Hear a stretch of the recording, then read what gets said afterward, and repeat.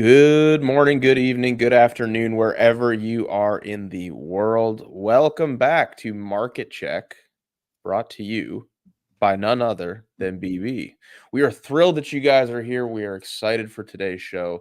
The title of today's show is potentially a little bit worrisome, though. Does anybody notice the title of the show? It's over for ETH, but we're also so back. Market Check. Now, we're going to talk about what that contradiction means specifically, okay? Because it could mean a lot of different things. And we want to be clear here at BB, all right? ETH is looking like a piece of crap, right? Which is kind of a good thing. Going back like a year, typically when ETH BTC has performed well, it hasn't been that great for the rest of the market. Um, but also maybe we're viewing ETH in the wrong way as well, you know? And also something to consider is last cycle, ETH BTC performing tremendously well actually signaled the very end of the cycle. And then, of course, on the flip side of that, ETH BTC bleeding in the early stage of the cycle basically tipped its hand to just that you were still very early in the cycle. So I would say that either ETH BTC is not what it used to be and it doesn't matter as much as it used to, or we're still very early in the cycle, or it's just general cope all around. I'm not sure. Honestly, I'm not sure, but we're gonna talk about that, because ETH BTC, man, is just I mean, it's just awful. It's sad, man. It's It's really sad. sad. It Look makes at me sad. that. It makes me sad.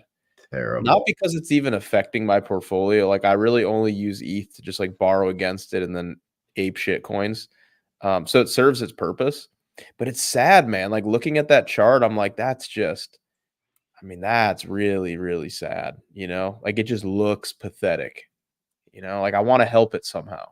Mhm. I wanna donate to it, you know? I wanna, like I wanna crowdsource and, like, start a GoFundMe to, like, help it through its struggles, you know what I mean? Like, rally the community around it. But the problem is nobody has any allegiance to ETH, because why would they, you know? And I do have ETH, by the way. I own some ETH. I own a decent bit of ETH, but I really just use ETH to basically collateralize decentralized loans on the Ethereum network to buy more ETH beta, which has been a very effective strategy. So, anyways, guys, welcome to the show. We're a little short staffed today, but we're gonna have a great time. All right, we're gonna have a great time. So, something I'm gonna put Tommy in the hot seat a little bit here. All right, Tommy's sitting down. I'm cranking up the heat. Tommy, you actually are a little bit bullish leaning here, ETH, which is a very dangerous posture to take. Um, and I will tell you, Tommy, you're a bold man. You're a bold man. I've gone down this road before. It's tough to be an ETH defender. Okay. So I want to know what's wrong with you, Tommy. Are you tired? Did you get hit in the head? What's the issue, Tommy? Because you were an ETH fudder and now you like ETH suddenly. And I don't know. I'm worried about you. But welcome. Yeah, thanks, Max. I have to say I'm bullish ETH, but with a pretty big caveat, right?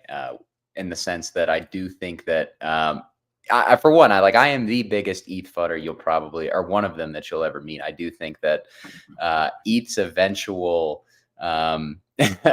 destiny is probably at zero, probably from higher prices, but it is. I do think ETH eventually goes to zero. That's like probably my most hot take of any crypto opinion that I have.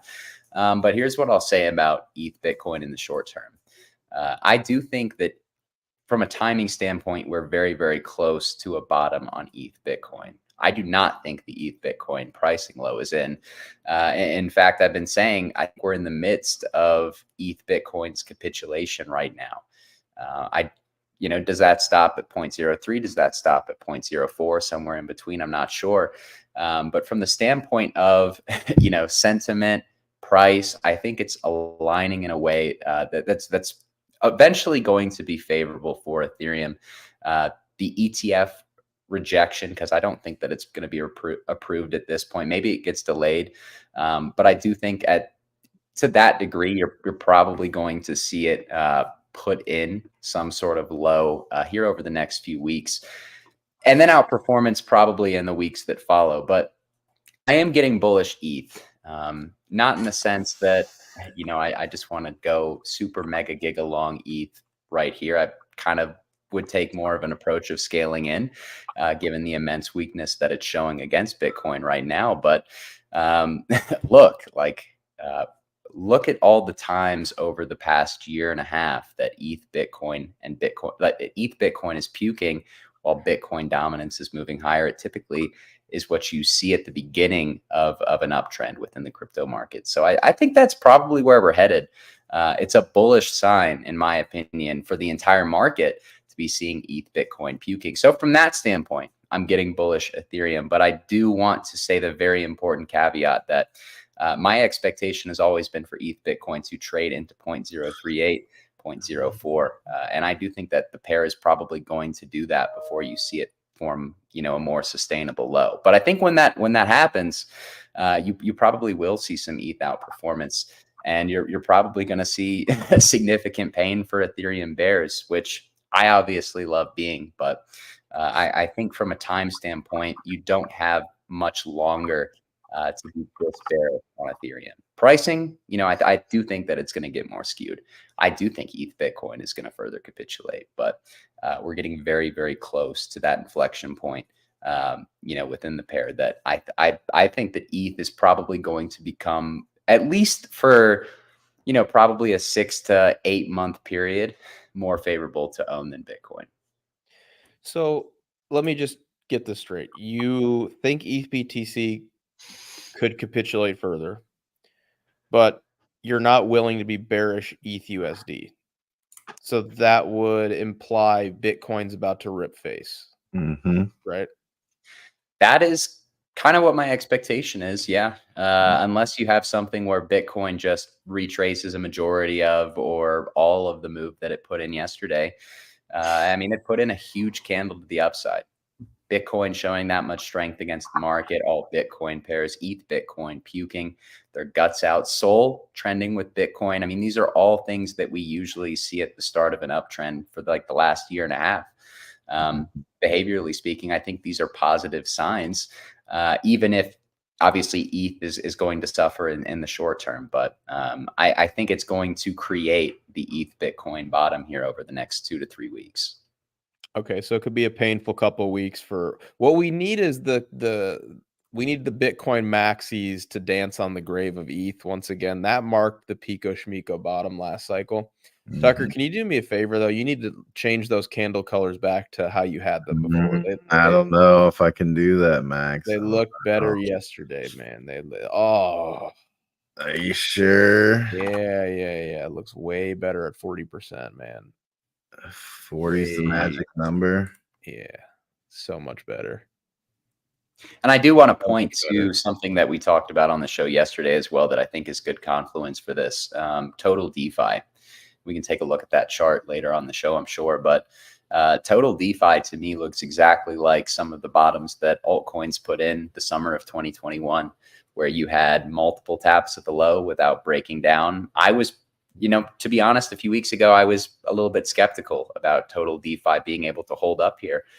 But so far, it has not broken down. And we've had that third tap at support. I think if you had a four, I mean, what do they say about four tap? What do we always say about four taps at a support or resistance line? I think that would be obviously incredibly bearish if you were to return to support on something like ETH and total DeFi. So for me, it's kind of now or never here to be an ETH bull, to be bullish on ETH DeFi. And as I will continue to say, I don't think that you're going to see any sustainable ETH outperformance until you start to see some of those DeFi protocols on ETH start to show that requisite strength, because most of the leverage that really pumps ETH is more on chain than it is on exchanges. And it's different than Bitcoin in that way. And what really drives its pump, because a lot of it, you know, a lot of the lending through these DeFi protocols takes a lot of the ETH supply out of the market. It makes it easier to pump, and it just creates this inherent leverage on the chain. So first things first, Tucker, whatever you're doing, you need to stop doing. This is the worst thing I've ever seen. Please. What do you think would be a nice? I don't know what you're dude. Okay. All right. This is I put it back. straight to jail for what you're doing right now. I know, but if I'm gonna make them transparent, I need I'm trying to address what Tommy slightly. said because it's a great conversation. You're making whatever this is in the background, and I can't even focus because it's Go so. ahead, Max. Go Now I can't even see it. You made your candles too light. You need to keep the borders thick like you did, but make the bodies thin. Fine. Dude, you need to figure this out. I don't know, because I think I'm almost ready for a different canvas background. Oh, well, But let me I work don't. with you on it. We'll spend some time on it later, but I want to Yeah. talk about this ETH conversation. So, Yes. Tommy, do you think it's possible that so last cycle I would define ETH as our tried and true risk on gauge, right? When people want to get down into the shitters and they want to gamble and chase beta and things go like manic. We were seeing them gamble on ETH last cycle. Yes, we did have ETH DeFi, but it's certainly not the Titan that it is today. Okay. Um, my question for you is ETH an entirely different product than it was last cycle? Like we're looking to ETH BTC right now to determine when we go risk on, when in reality, that's not what it is anymore. And it's going to be an entirely different product that will probably be pushed upwards off of the backs of an ETF approval eventually or TradFi and have its own sort of cycle and identity in legacy or sort of this hybrid asset like Bitcoin. And the real risk on gauge now is something else like a Sol, Sol against Bitcoin. Like, how are you even viewing ETH now? Well, I do think you kind of have to view it differently than last cycle, just naturally, because the price and market cap are so much higher than they were in the last cycle. I wouldn't say that I think it does anything differently, other than the fact that it switched from proof of work to proof of stake. So I guess mechanically speaking, under the hood, it's a little bit different than it was last cycle. But I don't think that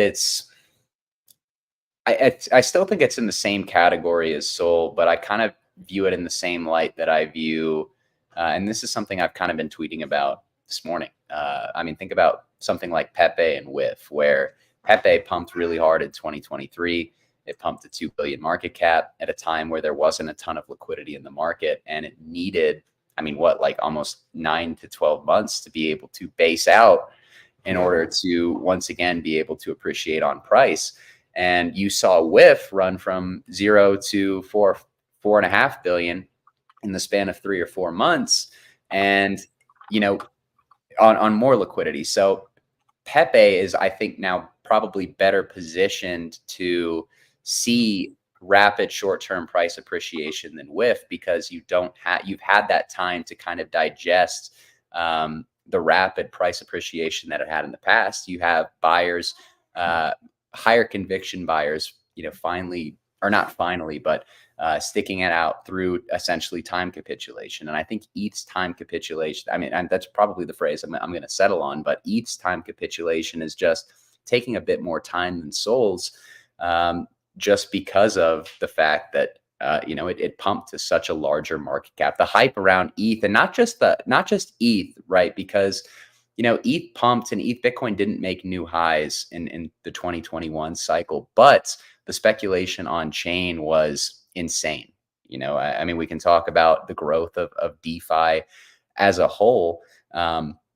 The market needs time to digest that. Bag holders have to sit on those bags for some time, and they capitulated not just in price, but also in time. And so I think you're finally seeing that time capitulation come to a head with the capitulation of something like ETH Bitcoin. People are giving up on the ability for something like Ethereum to, be able to do the exact same thing that it saw last cycle. And, now viewing it as something that's different than Sol, which it's kind of the same thing as Sol. It's kind of the exact same thing as Sol, but Sol didn't have, I don't think Sol had quite as much overhead as ETH. And it was just kind of the sexier play to catch up to ETH, whereas I think ETH's digestion period is not necessarily the same as, Sol catching up to ETH, but can ETH catch up to Bitcoin? And viewing ETH, does it have the legs to stand as one of those, I think, more fundamentally sound TradFi type of assets within this market? So I think those are some reasons that you've seen ETH underperform to such a degree. But Yeah, no, I mean, I love fudding ETH. I just don't think that it makes sense to FUD it for much longer. Even though I think ETH Bitcoin will probably capitulate in the short term. ETH has not been this cheap against Bitcoin in probably 3 years.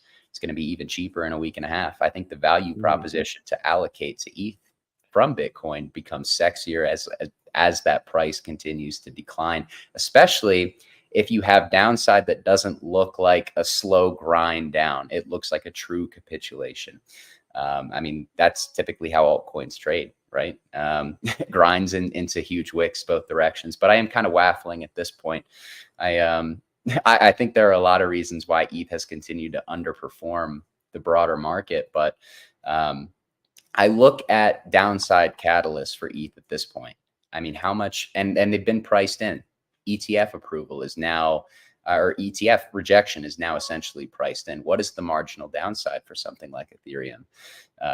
They reject it. Okay, the market's already pricing that in. Maybe you get some sort of lower time frame puke candle, but how much more marginal downside can ETH truly have against Bitcoin unless the pair is literally going to go to zero? So that's kind of how I view it. Yeah, there's a lot of great thoughts to unpack there. And one thing I just want to clarify, you're believing that maybe right now we're seeing ETF denial, not a delay, but a true denial being priced in, and maybe that's the catalyst for this current bleed. Is that what you're saying? I would say I think the Egan stuff from 2 weeks ago is really what started this puke on ETH Bitcoin here locally speaking.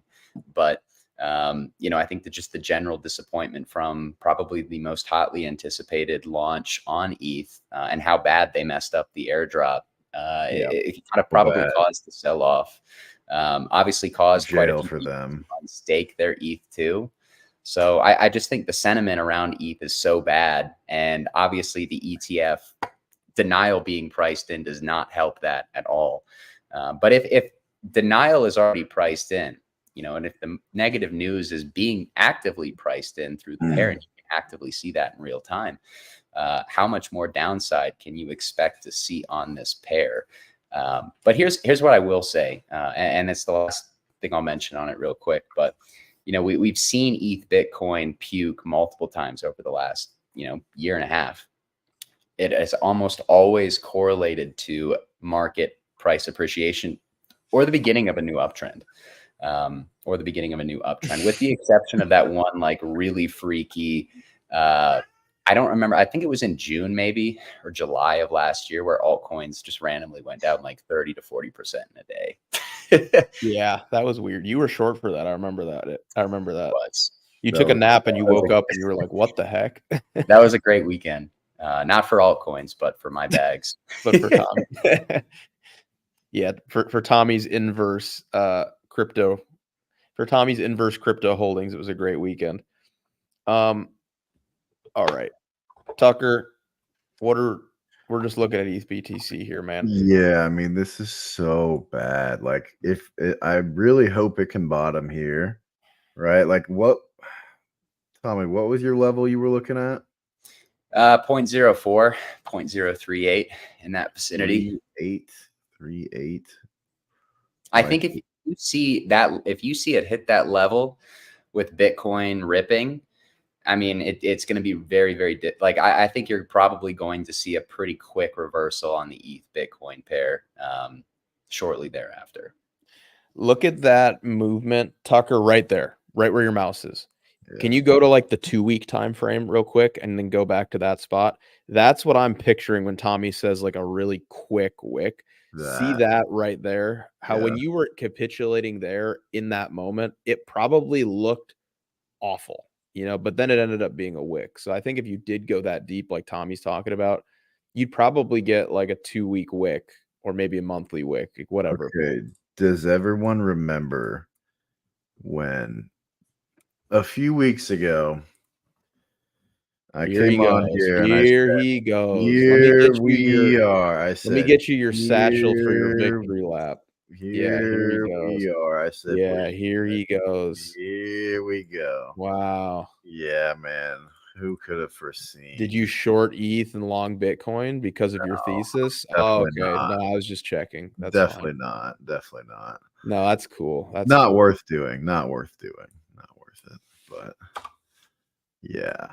I mean, look, if we're gonna do that, like I'd say we're like, we're in here, right? Like Tommy said, ETH hasn't been this cheap against Bitcoin in quite some time, unless the pair is literally trending to Goblin Town forever. It's getting into that deep value territory, regardless of how sentiment is right now. And by the way, we all know this on any given day. Just as quick as it's so over, it can turn to we are so back in an instant. One high time frame wick, one something, it can change pretty quick. That's literally where's January? Oh yeah, there it is. This is it. This is literally it. I actually am not in this camp. So I want to show what I'm talking about, but I literally just made a video on it that's about to drop, and I don't want to spoil the entire video. But I almost kind of feel like ETH is going to have its own cycle, just like totally separate of. I almost feel like ETH will end up pumping like as Bitcoin is almost entering a bear market or something. It'll be really bizarre. And I think the only thing that really matters right now is like Sol BTC or even like BNB BTC. I don't know if ETH BTC matters in the same capacity that it did, or it's maybe just cope, because where we're at in this cycle, in my opinion, does not align with where ETH BTC is at. Like I am thinking we are on the verge of alt season, but ETH BTC shouldn't be here if we're on the verge of alt season. But there's other indicators like others dominance and Sol BTC that are painting a different picture.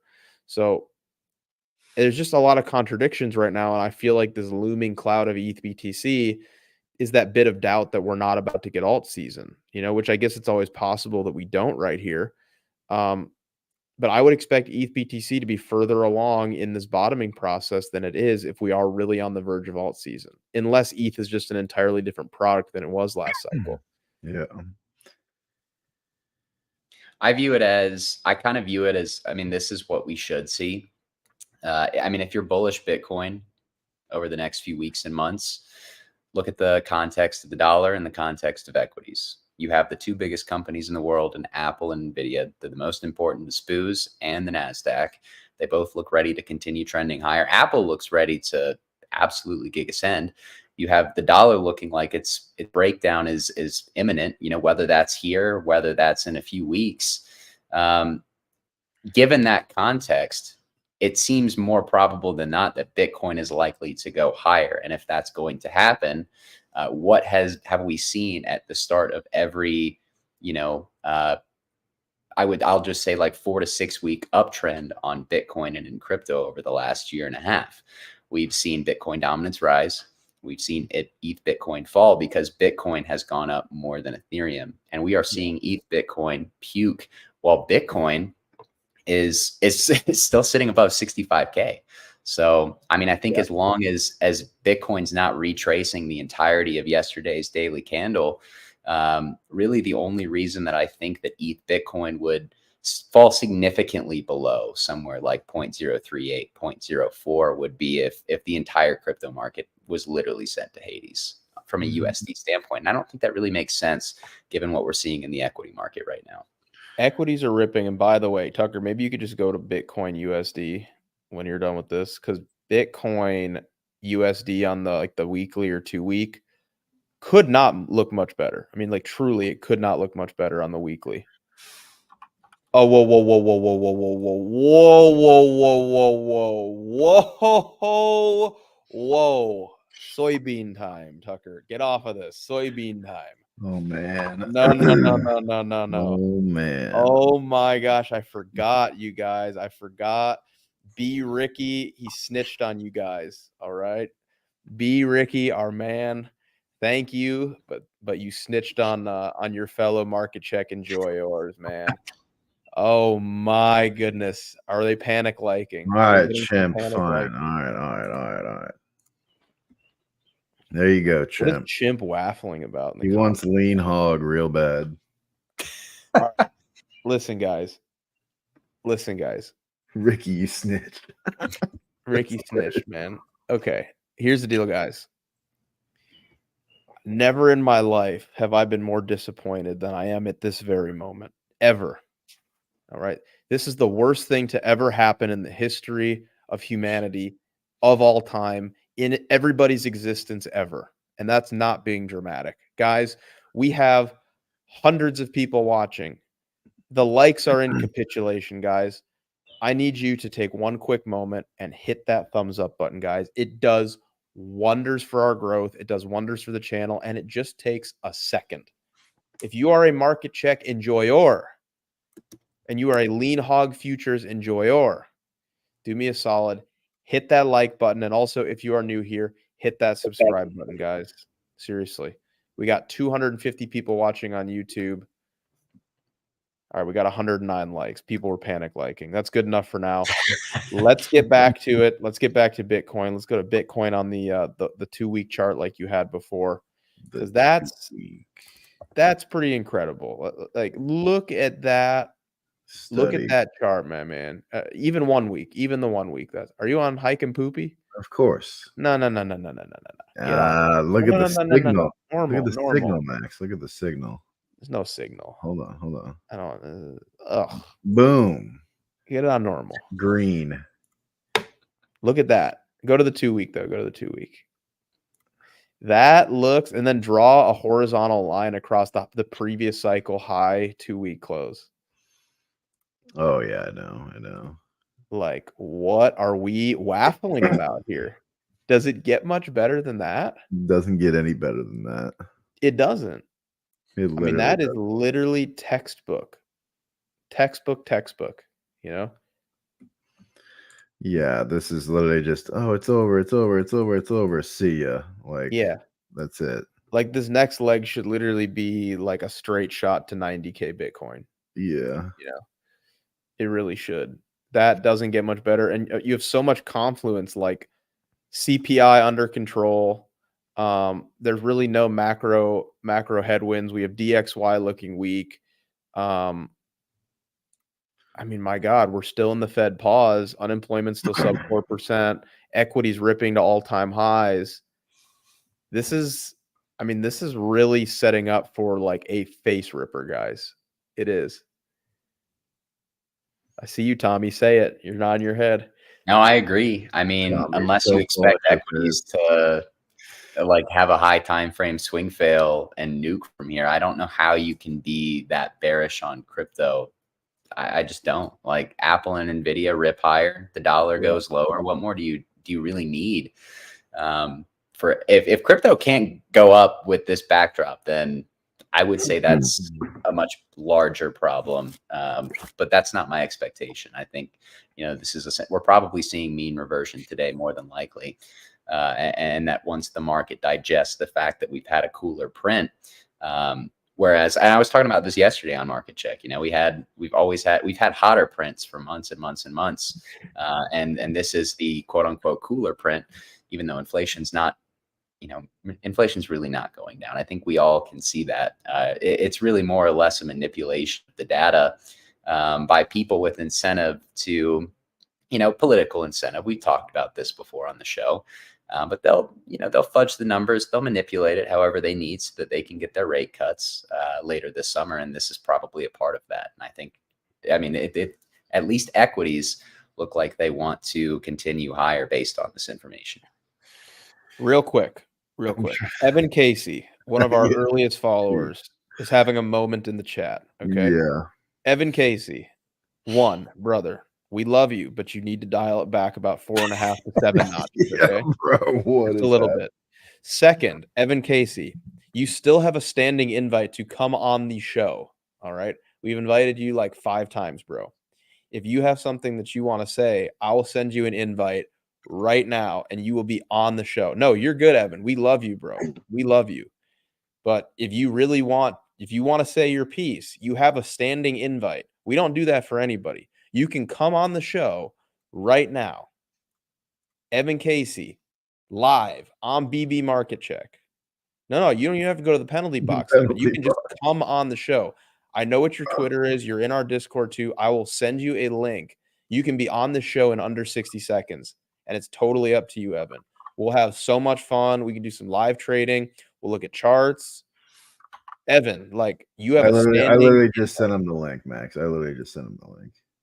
Evan Casey, guys. There is no second best. There's only one Evan Casey. I would have to plan for it. I'm not at my house right now. Dude, Will is literally driving around half the time getting breakfast burritos, and he's on the show. You can just Evan, literally click on the link on your phone. You don't have to be on camera. Okay. Just audio. You just come on, you speak on it like a Twitter space. All right. So you have something you want to share. You got some alpha you want to drop. I know you're a good trader, Evan. I've seen enough of it. I've seen you literally narrating your trades in the comments since the very beginning of Market Check. Okay. I know you can trade. So, Evan, you have the link, brother. The ball is in your court. The ball's in your court, Evan. You're welcome to come on the show. They're asking about the Evan Casey lore. OG Market Check enjoyers. No. You understand Evan Casey, man. But even fewer understand Joe Blow. Okay. Yeah, I haven't seen him in a minute, man. Evan, dude, you don't have to worry. You don't have to be shy in front of the crowd, man. These people, they love you, man. They love Evan Casey. They love charts. Like, you just come in here, you bring that heat, you'll win over the crowd, man. You'll win over the crowd. So let's do this. I think Tommy brought it up. Maybe it was Apple and Nvidia, and just equities in general, right? Because we understand holistically that Bitcoin is much more tethered, no pun intended, to legacy and mega cap tech and risk on in a traditional sense than we have been historically. And it's always been somewhat related, right? But I would say more so now than ever, right? So it'd be very atypical, especially given the backdrop, to see pronounced Bitcoin weakness if we are going to see Apple take its next leg higher, right? So maybe, Tucker, you'd be so kind, we could do a little bit of TradFi TA, little Apple. TradFi. Little Apple. My goodness, look at that. Yeah. Oh, man, who could have foreseen? You know what that looks like, Tucker? Huh. I talk about this pattern all the time. Tighten that up a little bit. What, this Bitcoin? Well, you said yesterday, Tommy, that's Bitcoin 25 yeah, Bitcoin at 25K. Well, yeah. that too. But if you're zooming out and looking at this 2-week chart, I see one consolidation from mid 2021 to 2023, and I see a second consolidation from, I guess, mid 2023 to now. And I talk about this pattern a lot, guys. You should study it, because you see a lot in crypto. You get the double consolidation right before the parabolic rip to the upside. You can see this play out multiple times, multiple times. So I think the context is there, not just in the Bitcoin fractal, but also with this higher time frame chart too. I mean, that just looks disgustingly good. Mm-hmm. It does. It does indeed. And the indexes cannot, I mean, like, let's be honest. Do you think the indexes can sell if Apple rips out of this consolidation? No, they literally can't. They literally can't. Dude, what percentage of the S&P 500 does Apple even make up? I mean, it's a hefty amount. I don't know the percentage, but Apple and Nvidia make up gotta be close to 10%, more than that, probably 7%. Apple makes up 7% of the S&P. Wow. That means Nvidia probably makes up what, 8, 15 maybe? Wait. So Microsoft, Apple, and Nvidia collectively make up 20% of the S&P 500. That's obscene. So it says Microsoft makes up 7%. Apple makes up 6%. Nvidia makes up 5.2%. Wait, is this Nvidia fractal on Microsoft that Oh my. Oh my. Wow. Oh my. Who could have foreseen? And what did Nvidia do after this? It went higher, of course. So 3 companies make up 20% of the S&P 500. I just want to make sure I'm not. No, you're right. That's the U.S. economy. You're talking. They make up 20% of the U.S. economy, Max. Yeah. Okay. So we need to do something kind of interesting here, Tucker. We need to take SPX minus those 3 companies. I want to see what it looks like. We're going to do a little experiment. Hang on. There's your big 3. right? Microsoft, Nvidia, and Apple. And What they if- all what if look we- like They they're all about- look insane. And if they make So up 20% of the index, what are we Put them talking? all on the 2-week. The formula should probably be Apple plus Microsoft plus Nvidia divided by the S&P. Okay, wait, we'll do that. All right. Make sure you But put it in parentheses though. Just observe. they gotta Observe set up this. So you want to look at the big three as a pair against the S&P 500. Yeah. But then you would have to do, I mean, I think to get the most accurate reading, you would have to do Microsoft plus Apple plus Nvidia divided by SPX minus the big three, you know? Okay. Because then okay, do this. Here we go. Tell me if this makes sense. So put it in parentheses. So Microsoft minus plus Apple plus Nvidia, close the parentheses, divided by divided by the SPX. But then I would say SPX minus the big three. So we take them out of that. You know what I mean? yeah. So it's like to put that in parentheses. Yeah. Look at us. Welcome to math class, guys. Welcome to math class. Truly few. No, Tucker, I think you have to do minus for all of those. So you don't want to do it like that? Oh, you could do that. You just got to add another parentheses then. Yeah, that's fine. That's fine. Good man. Dear Lord. Yeah, I have agree. What does it look like on the like a daily time frame? God, that looks insane. I mean, that looks like the Nvidia chart, basically. Dude, that's the Pepe chart right there. What the hell? Look at that. Yeah, it is. Higher. So, guys, what we're looking at right now is we're looking at basically the ratio of the three largest companies in the S&P 500 by weight, and I guess by size, as a ratio against the rest of the index as we've pulled out those three. So basically you're looking at like Bitcoin, ETH, and Sol against shitcoins right now. Okay. But for TradFi. Mm-hmm. Yeah, if you were to invert that, what would it look like? That's another that's a bias checker. Again, what is the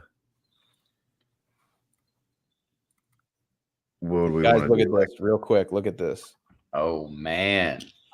Evan, you cannot bail. If you bail, Evan, oh no, you can't commit to that and then back out, Evan, because we're going to put you on the thumbnail too. All right. We're going to hype this up. Evan Casey debut on Market Check.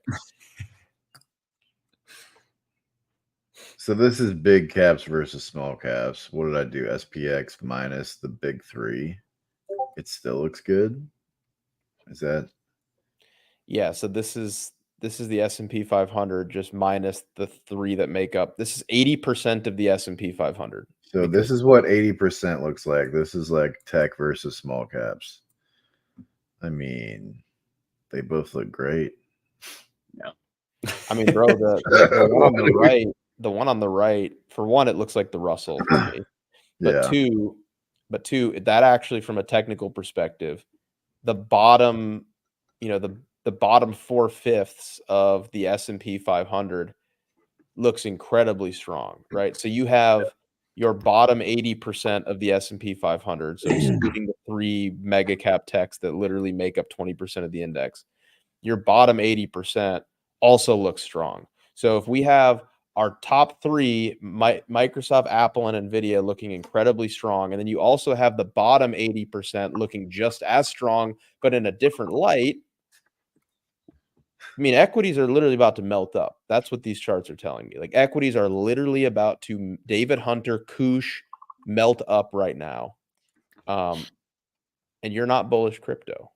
But Max, breadth. But the breadth, it's not good enough. Tommy, can you say that word for me, please? Can you say this word, Tommy? I'm not going to say it. I'm not going to say it. But I think you need to say it, Tommy. I don't know how to pronounce it.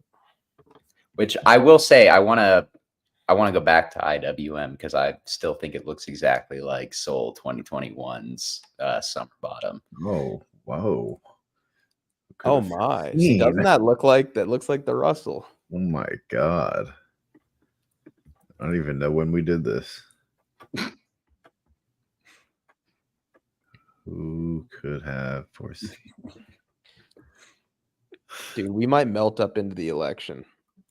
Powell wants to keep that job so badly. Yeah, and he knows it's gone if somebody If wins. Trumpsky wins. But dude, do you realize what happens? Like, politics aside, okay, I'm not here to talk about that. What would happen if a sitting U.S. president has 2 NFT collections?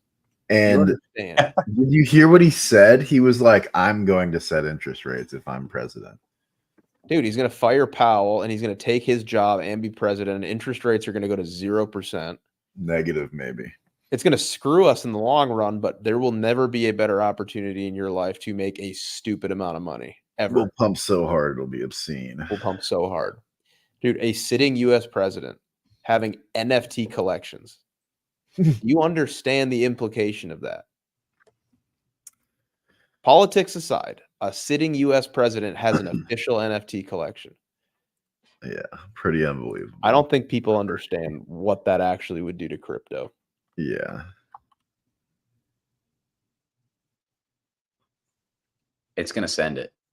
And I know we talked about it a long time ago. If y'all want to throw that sold 2021 fractal on IWM, like I mean, I kind of think things could get nutty. And I know we were kind of talking about this back in March and April. It was kind of a gut check for the thesis, but looking at the IWM, the Russell index now, it's I don't really think anything has necessarily changed about that thesis when you really zoom out. Talking about here, Tommy. Yeah. No lower time frame though. What you waffling about? All right. Here we go. What, like the daily? Yeah. It'll look better on the daily. Yeah. Like take that right there and drop it over. Yeah, exactly, man. Exactly. Okay. Now you got it. Now you're all over it. Let's go. All right. You're going to have to put it in log. Oh, wait, no, actually you won't. The price will line up just fine. Yeah, there we go. You're lucky you got bailed out. I did get bailed out by the pricing of IWM. All right. Yes, you got lucky. Give me this. I mean, dude. Oh man. So Tommy, do you have this any differently? Do you have this as like that and like shrunken? I mean, I guess you could probably shrink it a little bit for volatility if you want to, but I tend to think it looks pretty darn similar. You might not even need to shrink it that much, but I think the IWM is going to go up a lot.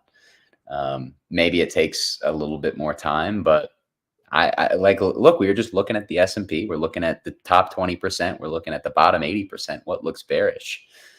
The dollar's ready to nuke, in my opinion, forming a double top at range highs.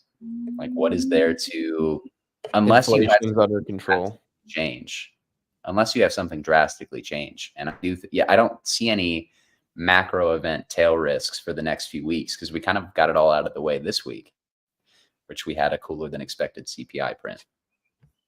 And I believe we also have oil trending down, which is typically leading inflation by a little bit. Maybe we could pull that up as well, Tucker, because what is it? Look up oil. Just put oil up there. What?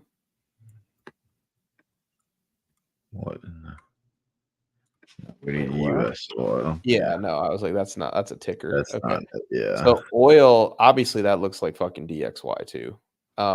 Yeah. But could you then go add another ticker in the upper left and do USIR YY? Yeah, and then new pane. That's fine. Yeah, let's just get rid of MACD, and you can see that oil peaking and bottoming typically leads a little bit of the U.S. inflation rate. So, like, and look at the bottoms, right? Like it bottoms and tops just a little bit before inflation. It's typically leading. You'd have to go a little bit more granularly to see it super clearly. Yeah. But if we're bearish, yeah, see that just by a little bit, right? So if we're bearish oil, which I look at that chart and I go, that shit's about to nuke. Especially, given that there's an election coming up, and I feel like it would probably be good to have like lower oil and gasoline prices heading into an election. That's typically a deciding factor as well. It's a big influence. Affordability at the pumps. So I look at that structure and I go, election year in the US, oil is going to be trending down most likely. And also I view it as a for sure a lead to inflation. If we can get inflation, trending back down, which again, it doesn't even need to go crazy, but just like they're going to manipulate the crap out of it and it's going to trend down into the election, you are going to see an equities melt up, especially during a Fed pause. So I feel like it's literally a perfect storm for a melt up. And oil is telling you that inflation is going to continue trending down, which is going to be even more bullish. So,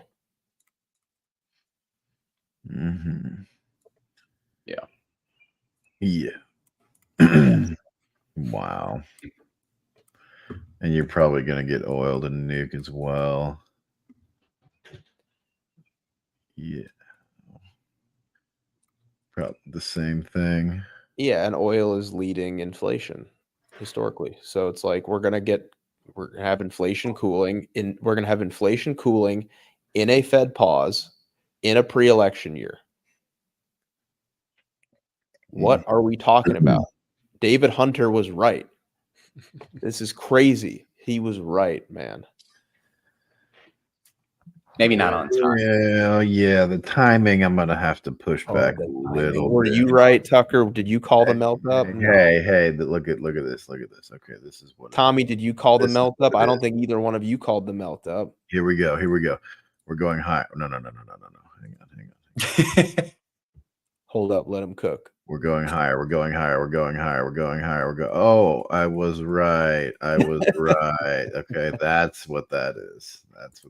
And there were a lot of those in 2022. So it's no attack on him. He ended up being correct, like in the end. And I think we do go higher from here. So, but let's just not. Yeah, he was kind of right, partially right. He was right enough. He was right. I mean, look, if you're just long forever, like you're gonna be right. So you are never scolded for being too bullish, unless you're just an idiot about it. Yeah. So he was, in my opinion, he's an older guy. He was polite about it. He doesn't really pick battles. He's gonna get the credit. If we melt up, he's gonna get the credit because of how he conducts himself. It's that simple. Is Jackus bullish oil? We need to get Jackus. I think he's bullish commodities, but I think locally, I don't know. I think locally, I look at this and I go, I'm bearish locally. But I think that higher time frame, he's bullish all commodities. I don't know about oil though, but I would assume which is probably eventually bullish dollar, but not yet. Yeah, I think it's all time frame.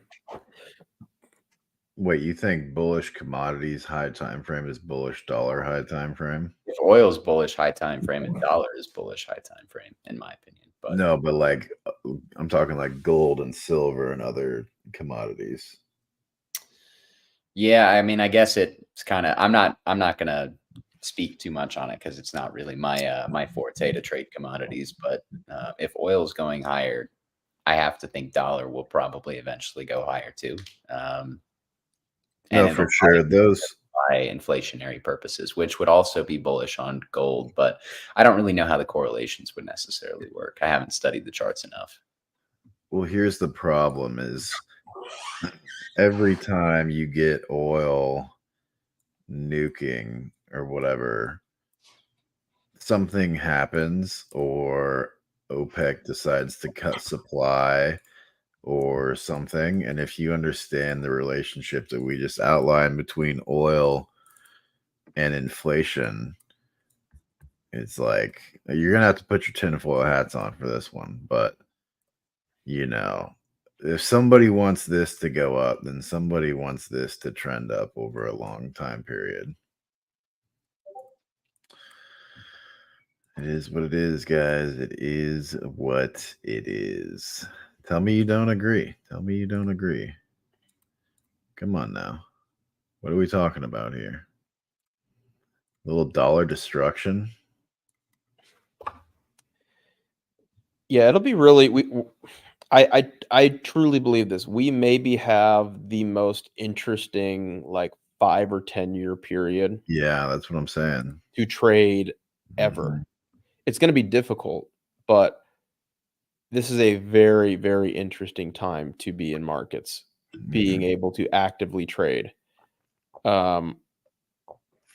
It's a weird time. It's a very weird time, but there's also going to be a lot of opportunity. There already is. We did get a super chat here from Todd. Got out of MSTR CLSK leverage in my Roth on yesterday's pump. Vol on vol was stressing me out. Let's take a look at these Bitcoin derivatives plays. Or maybe Bitcoin is the derivative of these plays. Who knows? I mean, here's the thing. I mean, you're basically just holding leverage Bitcoin is what you're holding. Who could have foreseen the bottom? Wow. Who could have foreseen? Wow. Yeah, I mean, it's just Bitcoin. It's just leverage Bitcoin. Yeah. That's all that MSTR is. I would actually argue that looks like ETH a little bit. What, this? Yeah. But that looks like ETH after it breaks out. Yeah, that looks like what ETH hasn't done yet. Yeah. Well, it looks like ETH is right here. Yeah. Right? Man, I hope so. Where's that level? You cracked that. That'd probably be like up in here. Yeah. I see it. CLSK. I think CLSK looks really good too, man. Refusal to break. Structure looks good. I still hold CLSK. I just have some shares of it that I bought pretty close to the lows. But I genuinely am targeting like $80 for CLSK, like between like 60 and $80. So yeah, I think you look pretty good in there. Boom, boom, boom. Yeah, I don't really see that breaking at this point. Easy invalidation. That looks so much like STX, man. It's kind of funny how much it looks like the miners. All the Bitcoin beta plays trade like absolute shit on the lower time frames, but high time frame structures look pretty good. Yeah. I know. Look at that. Like that looks, I mean, that's a nightmare to trade, but high time frame, hell yeah, man. Give me an STX bag. I'll totally ride that high time frame. Because you know when Bitcoin's in price discovery, that thing's going to turn the jets on. Yeah, you're probably hitting all of these, honestly. 7x to 14. I like it. Yeah. Yeah. Let's look at some other coins. Let's look at WIF and Bonk and some other meme coins. I know WIF has been much talked about on the timeline here over the last few days. We talked about it yesterday a little bit. It is showing relative weakness versus other meme coins. And I think that WIF's relative outperformance against other large cap meme coins is mostly finished, but I do still think it's one of the best ways to get levered exposure to SOL through spot. Yeah, I like WIF here, man. I do. I look at this as a bullish compression. Yes, sir. Just like that, Tucker. And then you could draw one on the bottom as well. Yep. I think we're about to have a big move here. Yeah, it doesn't look bad. Doesn't look bad at all. You're getting to the end of that compression too. I mean, you're just holding leverage Solana is what you're doing.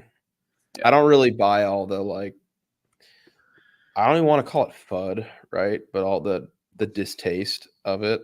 We're just reaccumulating. We're just hanging out here. I don't think there's anything to worry about here. Like, I think it looks good. I think we are going to have another crazy explosive leg higher at some point.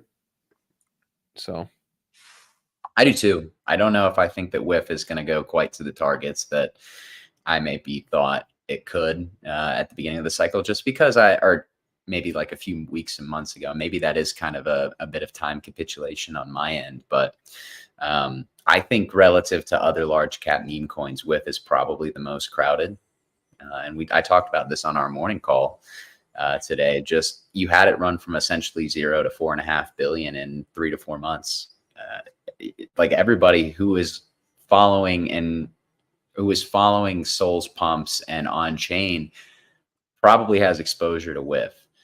Whereas you're seeing Pepe outperform over the last 2 or 3 weeks, and most people didn't even start talking about it until it was already back at the highs. And I think that is kind of a product of that time capitulation. People are less exposed to Pepe on a relative basis than they are to whiff, even if the market cap is higher at this point in time.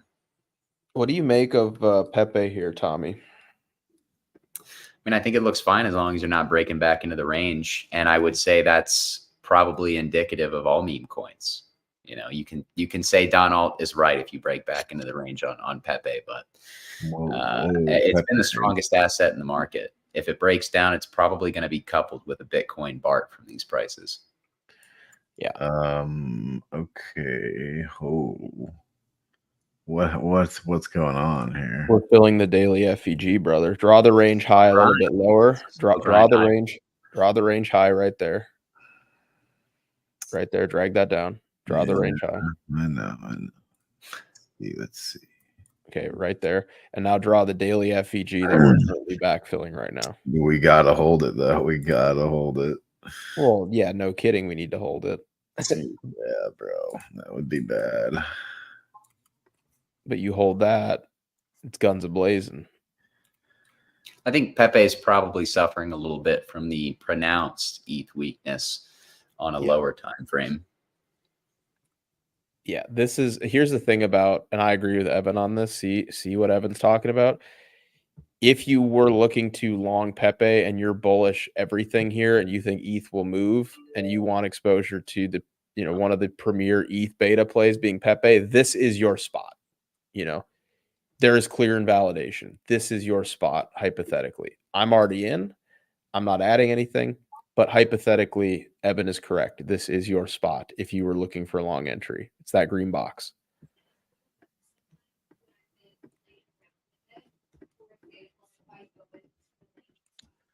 Yep. Gotta hold here, boys. Gotta hold it here. Because I know a lot of people are drawing this, but I like this close better. I'd like to see us just suck back up. If you trade with moving averages, it's just been like a slow grind higher on the higher time frame since the bottom. So, I mean, I can't really say I think it looks that bad right now. No, I think Pepe looks very good still. Yeah, me too. Oh, the 3-day Bollinger Band, eh? Get back above. We look good. I'm not worried about it here. I was talking about it this morning in our Discord. Like, there's some very clear levels where locally you should go risk off a little bit. And we're not even close. You know what I mean? Like, people are so prematurely bearish, the strongest performing asset in all of crypto right now. And I'm not sure if it's just them taking like, a very a public contrarian stance to engagement farm. And it's like a bold prediction that, hey, if I'm right, this will be unreal. It's super, super high risk. Or they know something, they're talking with whales or exchanges or something. But it just seems ridiculous to me to want to look at this chart and just publicly announce a bearish stance on it before any high time frame break of structure, which I'm not seeing here. Right? We got somebody saying they want to long the whiff Pepe pair. I don't think the whiff Pepe pair looks terrible, actually. I mentioned this before. I think it's going to be an oscillator, an all cycle. They're just going to basically move back and forth. Let's take this. I'm personally taking the other side of this trade, but yeah, same. I don't think it looks bad. I'm just not interested in rotating, right? Like, I just own both. I own a lot more Pepe than I do whiff, but I'm fine just holding both. So, yeah. But I think it can work. It'll just kind of be an oscillator. Like, Pepe will outperform for a while, then whiff will outperform, then Pepe will outperform. I think Pepe will ultimately perform much better over the long run. But I'm kind of seeing a channel, actually, Tucker, from the Pico low of the chart. Could you draw a diagonal trend line up? That's not going to hit the way you think it is. I think it's breaking. Yeah. Yeah, yeah, we want that's to do ugly. that. That's really Yeah. ugly. That hit exactly how I thought it would. Okay, I was like, are you saying we're at support right now? No. I'm saying, I'm just seeing that that's ooh, It's man. over. It's completely over It's for Whip. ogre. All right, that looks terrible. I'm Yeah, that sorry. looks Whoever in the comments said long with short Pepe, I'm sorry we had to do that to you. you could maybe locally look for like a retest of that breakdown trend line, but I couldn't let it slide though. I couldn't let it slide. No, you can't let that slide, man. No. I just think doggy dilution is very real. You have so many dog coins on the market that the higher whiff goes, the more it's going to be competing with something like SHIB and Doge for bidders, especially now that you don't have unit cost bias at your win or at your sales anymore, right? Like the normie's going to log on, they're going to see SHIB, Bonk, and Doge all look cheaper than whiff. And what do you think they're going to buy? I think there are a few things that kind of cap whiff's relative upside to major dog coins at this point. But Pep, there's only one frog, guys. There's only one frog. And it hits on kind of every single narrative. Meme coins, ETH resurgence, and even a pseudo political token. So you have an election coming up, something to think about. Great points, man. It's tough to be bullish or bearish Pepe, man. It's for all the reasons that you said, and it's being reflected in the technicals. You look at the chart, paints a very, very clear picture. And every cycle, there's always one meme coin that just goes ridiculously high, man. You know, like blow off tops, 50 to 100 billion. What's a better candidate than Pepe? You know, it's not a guarantee, but what's a better candidate as of right now? I'm not so sure I see one for a 50 to 100 billion market cap. Not so sure I see it. I think it's probably Pepe. Yeah, it's got to be. And by the way, I said that at the lows, so I'm not just jumping in now. I have videos. I have videos of me before anybody cared about Pepe or because Bitcoin, of me at the fucking lows being like, "Yep, this is going to be your why didn't I buy it bag. I'm buying Pepe here." I haven't sold a damn thing. I've been saying that since the lows. I've been publishing charts about that thesis since the lows. So now I'm just sitting back and waiting. So this isn't me being like, oh, Pepe's strong now, I'm going to jump on the bandwagon. No. You're jumping on the bandwagon. Me, I've been in since the lows. Right there in that giant mega range.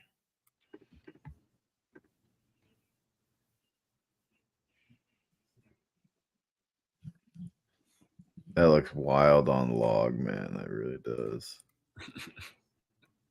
Go to the weekly. Keep log that makes up. it look weirder. Go to the weekly time frame. Look at that chart, man. What are we talking about? You're bearish that chart? What do you think is going to happen here? I mean, seriously, what is bro waffling about? Look at that thing. Yeah, it's literally just gonna like do one of those. Yeah, it is. Yeah.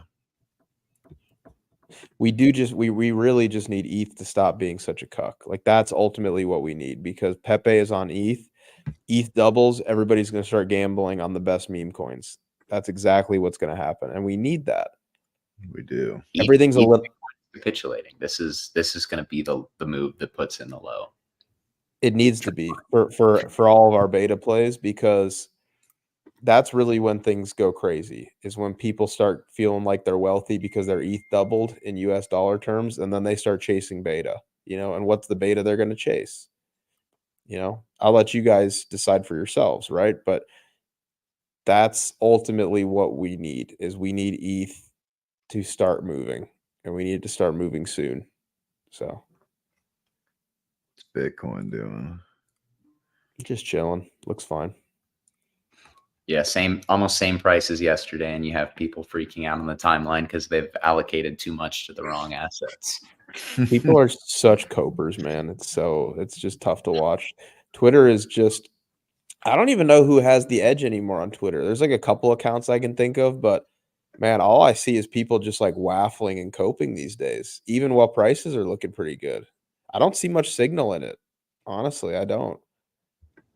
It's tough. The coping has really been like pretty unbearable here lately. I Mhm. mean, it really kind of feels like yesterday you had Bitcoin pump really hard, start consolidating, and then everybody longed altcoins that were up 5 to 10% on the day. And now that we're mean reverting, Yeah. crying. Dude, it's tough to watch, man. It's like I don't know where all like the edge went. I don't know if everyone that was really smart just made enough money last cycle and they're just like, fuck this, I'm out, and they just left. But most of these guys are like copers, they're goofballs now. I'm like literally the dudes that I work with, you guys, like you're the alpha that I get, you know? I don't really find much on Twitter anymore. A little bit here and there's a few accounts, but man, just Screw every like this. I listened to Raul Pal and I long ETH Bitcoin at the Pico top. Now I have no money. oh Oh man. my god. It's bad, man. Like what I don't understand is you look at this chart, like this shit looks really good. There's people all over my feed today just whining today, just whining. And I'm like, what Mhm. are you waffling about? Look at Bitcoin here. People just are ridiculous, man. It's sad, man. It's sad. Where has my alpha gone? You know, Where's my alpha gone? Gone, man. Gone. they all made too much money last cycle. They're done. Yeah. I'm feeling good though, guys. I'm Mhm. feeling good. Me too. I just, And I mean, I mean, again, it was even kind of what I expected it to be. I'll be honest. dude, even just going back to the discussion we had about equities, like look at this Bitcoin chart, look at Apple, look at Nvidia, look at Microsoft, even look at the Russell. Look at the inflation print we got yesterday. What are we talking about? We are going so much higher. This next phase of the cycle is going to be the craziest part. This is that moment when you're like, "Oh, I wonder if he's right." And then literally all of your altcoins go up 10x and you're like, "Wow, that was unbelievable." Mhm. This is that next phase.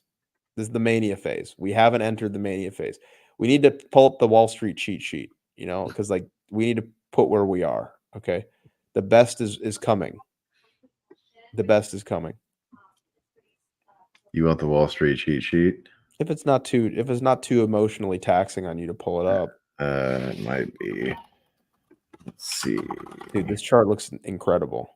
Absolutely incredible. Give me a weekly close at 66K. Oh my. Oh, somebody. I didn't do that. Somebody else did that. Well, that's Oh, I mean, that's actually kind of where I think we are, low key. I don't know how to make this transparent or whatever. But Double click on it. Visibility or transparency. There you go. so Get rid of last cycle's price action. Drag it all the way over to the current. There you go.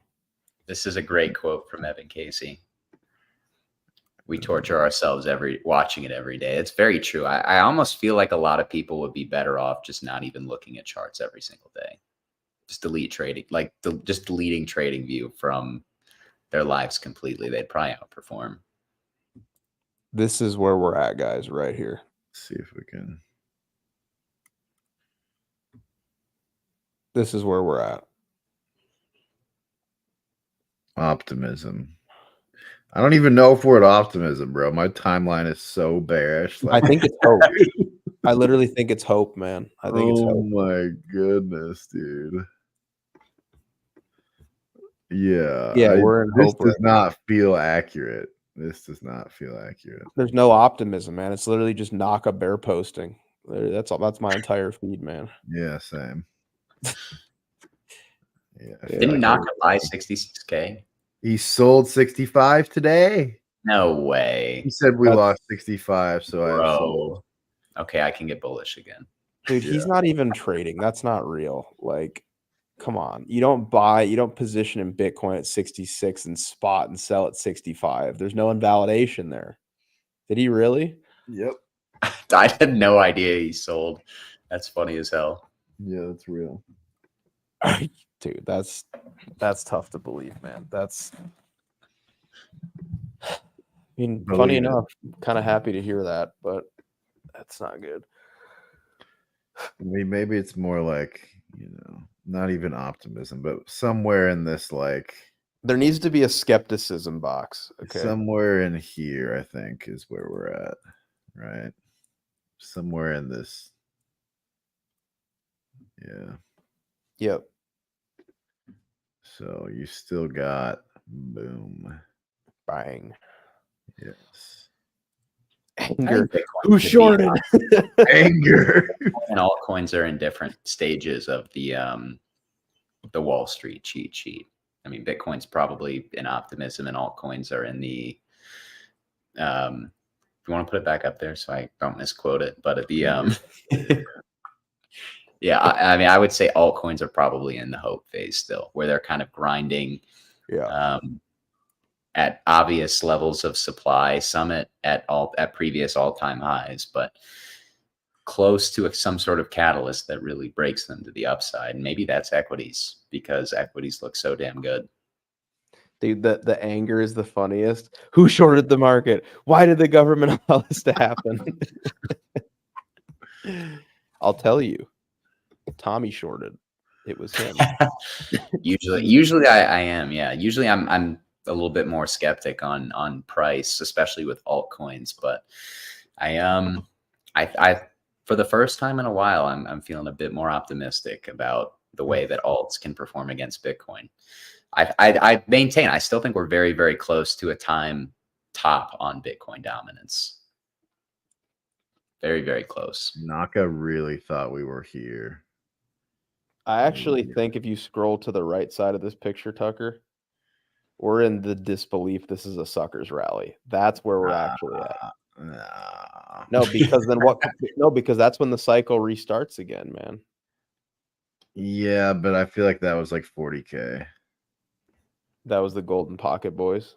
Yeah, that was the Golden Pocket Boys, and then this was 37K, right? That was the 37K nuke. Yeah. And Okay, then I see that. Now we're like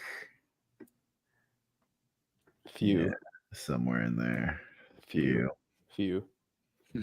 Very few. Truly few.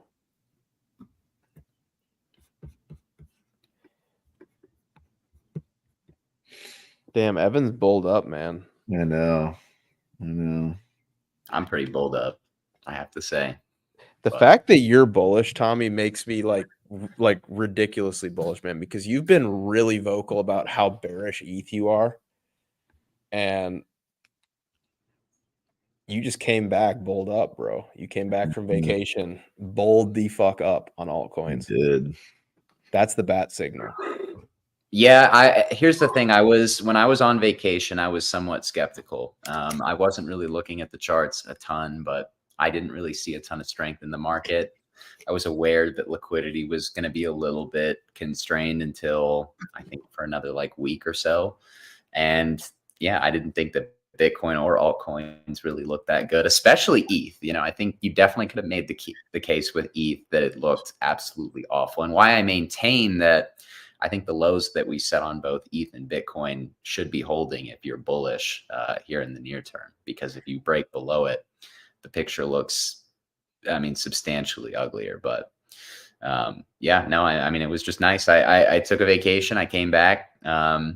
It was almost kind of like a nice refreshment before I looked at the charts. And yeah, I think things are aligning nicely, and I'm just going to continue to point to what we're seeing in legacy markets. I think that's probably only a matter of time before it bleeds over into crypto. Certainly hope you're right. Look at this line. Damn. Look at that thing. Damn. Boom. Dude, literally boom. Who could have foreseen? Bottom 10. Big Hagrid, man. Big Hagrid. Yes. Just a roaring hog of a chart, man. Look at that thing. Just a roaring hog of a chart. That's it. There it is. Imagine cheating. Yeah. At the lows. At the lows, man. Tommy bullish. Evan Casey bullish. Dude. XRP going to probably 400 billion per coin, man. That's incredible. The real super cycle. Yeah. Imagine if XRP kicks off alt season. I That'd be pretty fun. mean, it could. If they win, yeah. Very possible. All right, guys, we should call it here. We've been going for an hour 15. Tommy, take us out, brother. All right, guys. Thank you so much for tuning in. I have not looked at the like button since we went live, but we, as always, would appreciate if you guys could smash that like button for us. I don't think we looked at lean hog futures maybe like one time or for a very, very brief period. We're mostly cooking the entire show, so we hope you guys appreciated. Hopefully, all the alpha that you guys view it as alpha that we could possibly bring you. It's just our opinions on the market. Kind of the totality of looking at crypto and equities, as Jack calls it, the intermarket analysis. But yeah, we hope you guys enjoyed the show. Some housekeeping before we wrap up. Of course, Market Check will return for another episode tomorrow. It will be the last show of the week. A reminder, we are live Monday through Friday. We talk trading, technicals, charts. As you guys, if you are a regular listener, we're very chart driven and very technically driven. And that's just kind of the stable for the show. But we always have a lot of fun on these shows too, especially when we've got a full panel. You never know how the conversations are gonna, how they can branch off.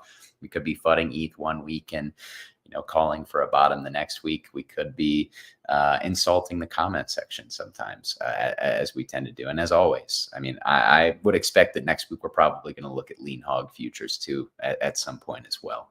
But yeah, all staples of Market Check. We hope you guys enjoy the show as always. But that is our typical start time, as you guys know, usually around 11 a.m. Eastern Standard Time. Of course, we also have our flagship show, a Twitter space, Market Talk, led by the legendary King Wabi. Similarly to Market Check, it can always take a bit of a mind of its own, depending on who the speakers are. So make sure to tune in for that. We can be talking meme coins, can be talking macro, everything in between, but ultimately very digestible and easy to listen to, of course, as always. But that's it from us, guys. Like I said, I hope you enjoy. Wait. BB Wealth Management is now open for business. I didn't know if they were ready for that. It's in the description. The Twitter account's in the description. Now that we're open for business, it has to be mentioned. It does. Wait, do you want me to do a spiel on it right now? If you could. I have any prepared, but yeah, if you want to. I mean, I'd be happy to. Guys, listen, here's the deal. Tommy's going to tell you about BB. I'm just kidding. I'll do it. All right, guys, here's the deal. So we've been working for about 6 months. We just launched a crypto hedge fund. So very excited about that. We've been working on it again for about half a year. It was very tedious. It's a ton of red tape around getting something like this opened up, and Big Haggard got it done for us with the help of a team of attorneys that charged us a lot of money. Shout out Alex. But we are officially open for business. We've already raised some pretty good money. We are officially operating. It is run by myself, Tucker, Snorlax, and help from the rest of the Because Bitcoin team.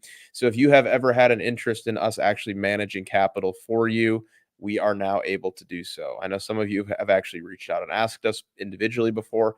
We were not legally allowed to, but now that we have a crypto hedge fund, we are allowed to. So if you want to discuss that with us further, check out the BB Wealth Management Twitter account in the description of the video. You can fill out a contact form and set up a meeting with us, and we'd be happy to discuss all of our services and what we can offer. This is a long and also, when the time comes, short fund.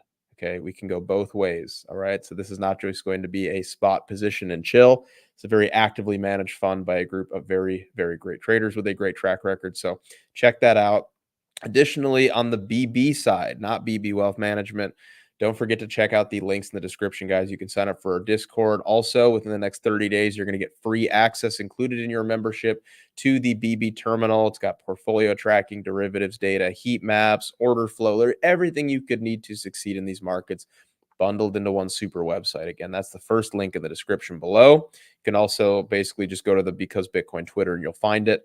Second link is to the BB Academy, guys. If you want to learn to chart, do TA and also FA, like the stuff you've been seeing here on Market Check, guys, check out the second link in the description below. That's to the BB Academy. All right, it's a masterclass meticulously curated by the Because Bitcoin team, all three of us, plus the help of the guys that are not here. So again, a lot of people out there teaching TA. We can teach you the right things. We can save you a lot of time and money learning the wrong strategies. Again, we put it all together for you guys. It's in a very fairly priced, in my opinion, very affordable package. Prices are going up soon. And again, you can support us here at BB, and you can also support your own trading journey. And again, I don't think there's another course out there that covers, in the comprehensive fashion, what we did with the BB Academy. So check that out. Second link in the description below. But yeah, guys, BB Wealth Management. You'll see the Twitter account below. Again, check out the Discord. Check out BB Academy, and we will see you tomorrow. It's Thursday, so we'll see you tomorrow. Thanks, guys.